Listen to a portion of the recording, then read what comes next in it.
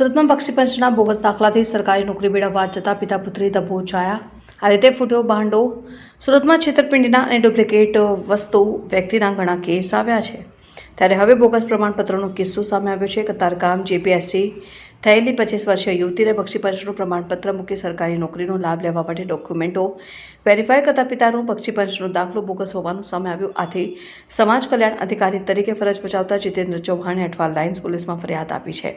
ફરિયાદના આધારે પોલીસે રેખા શાંતિલાલ ખટીક અને શાંતિલાલ શંકર ખટીક સામે ગુનો નોંધી ધરપકડ કરી છે. હાલમાં રેખા ખટીક સ્પર્ધાત્મક પરીક્ષાઓની તૈયારી કરી રહી હતી. જોકે શાંતિલાલ ખટીકે બોગસ લિવિંગ સર્ટિફિકેટ ક્યાં બનાવ્યું તે બાબતે પોલીસે રિમાન્ડ મેળવી આગળની તપાસ કરશે. રેખાનો ભાઈ અમદાવાદ પોલીસમાં કોન્ટ્રાક્ટમાં નોકરી કરે છે.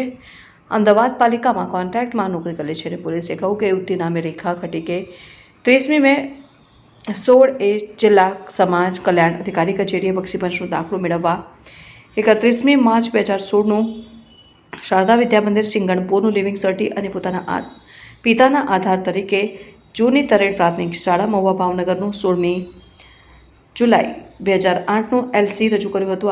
આ બંને પ્રમાણપત્રોના આધારે કચેરીએ 30મી મે 1916 હિન્દુ ખટીક જાતિ અંગેનું પ્રમાણપત્ર ઇસ્યુ કર્યું હતું. રેખા ખટીકે વર્ષ 2023-24માં નર્મદા જળ સંપત્તિ પાણી પુરવઠા અને સ્કલ્પચર વિભાગ ગાંધીનગર હેઠળની મદદનીશ ઇજનેર વર્ગ 2ની સીધી ભરતી સંદર્ભે ફોર્મ સાથે જાતિના પ્રમાણપત્રની નકલ મૂકી હતી, જેમાં રેખાના બક્ષી પંચના દાખલા અને તેના પિતાની એલસીની ખરાઈ કરતા કૌભાંડનો ભાંડો ફૂટ્યો.